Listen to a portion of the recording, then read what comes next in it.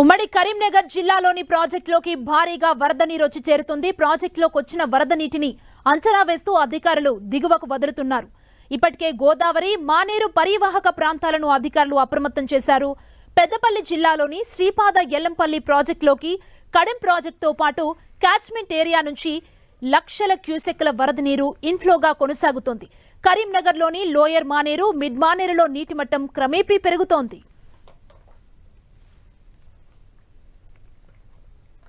ప్రాజెక్టులకు సంబంధించిన పూర్తి సమాచారాన్ని మా ప్రతినిధి సతీష్ అందిస్తారు.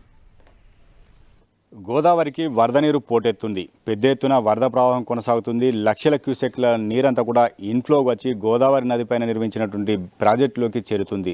దీంతో వచ్చిన నీటినంతా కూడా దిగువ విడుదల చేస్తున్నారు. 2 రోజులుగా ఉమ్మడి కరీంనగర్ జిల్లాతో పాటు ఎగువన కురుస్తున్నటువంటి వర్షాల కారణంగా పెద్ద ఎత్తున వరద నీరు ఉప్పొంగి ప్రవహిస్తుంది. ప్రాజెక్టులోకి భారీగా వరద నీరు వచ్చి చేరుతుంది. దీంతో ప్రాజెక్టులో క్రమేపీ నీటి మట్టం పెరుగుతుండగా వస్తున్నటువంటి నీటిని అంచనా వేస్తూ నీటినంతా కూడా దిగువకు విడుదల చేస్తున్నటువంటి పరిస్థితి అయితే నెలకొంది. ఇటు శ్రీపాద ఎల్లంపల్లి ప్రాజెక్టు సంబంధించినటువంటి 33 గేట్లను ఓపెన్ చేశారు. ప్రాజెక్టుకు 62 గేట్లు ఉంటే వస్తున్నటువంటి నీటిని అంచనా వేస్తూ ఆ గేట్లన్నీ కూడా ఓపెన్ చేయడం జరుగుతుంది. ప్రస్తుతం అయితే 6.5 లక్షల క్యూసెక్ల అవుట్ఫ్లో కొనసాగుతుంది. దాదాపు 4 లక్షల క్యూసెక్ల ఇన్ఫ్లో వస్తున్నటువంటి పరిస్థితి.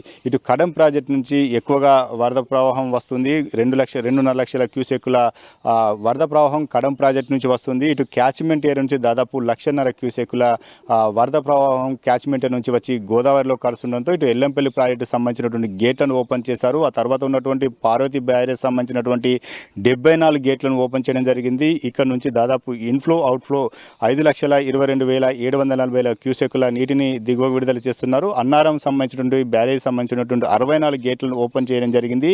ఇక మేడిగడ్డ బ్యారేజ్ సంబంధించినటువంటి 85 గేట్లను ఓపెన్ చేశారు. ప్రాజెక్టు సామర్థ్యం 16.17 టీఎంసీలు కాగా ఇక్కడ నుంచి ఇన్ఫ్లో అవుట్ఫ్లో దాదాపు 3.5 లక్షల క్యూసెక్ల ఇన్ఫ్లో అవుట్ఫ్లో కొనసాగుతుంది. ఇక త్రివేణి సంగమం ఉన్నటువంటి గోదావరి వద్ద దాదాపు క్రమేపీ నీటి మట్టం మాత్రం పెరుగుతుంది. 7.5 మీటర్ల ఎత్తులో వరద ప్రవాహం కొనసాగుతుంది. 11 మీటర్లు దాటితే మాత్రం మొదటి ప్రమాద హెచ్చరిక జారీ చేసే అవకాశం ఉంటుంది. ఇక మిడ్ మానేరుకు కూడా వరద ప్రవాహం కొనసాగుతుంది. మిడ్ మానేరు 27.54 టీఎంసీల సామర్థ్యం ఉన్న మిడ్ మానేరులో ప్రస్తుతం అయితే 18 టీఎంసీల సామర్థ్యానికి నీటి నిల్వ చేరుకుంది. ఇన్ఫ్లోగా 62,194 క్యూసెక్ల ఇన్ఫ్లో కొనసాగుతుంది. ప్రస్తుతం అయితే ఇక్కడ నుంచి నీటిని మాత్రం విడుదల చేయలేదు. కేవలం అనంతగిరి రిజర్వాయర్కు మాత్రం 6,400 క్యూసెక్ల నీటిని మాత్రం ఇక్కడ నుంచి తరలించడం జరుగుతుంది. ప్రస్తుతం మనం చూస్తున్నటువంటి కరీంనగర్లో ఉన్నటువంటి లోయర్ మానేరు డ్యామ్ క్రమేపీ నీటి మట్టం మాత్రం పెరుగుతుంది. 24 టీఎంసీల సామర్థ్యం ఉన్నటువంటి ఈ లోయర్ మానేరు డ్యాంలో ప్రస్తుతం అయితే 16 టీఎంసీలకు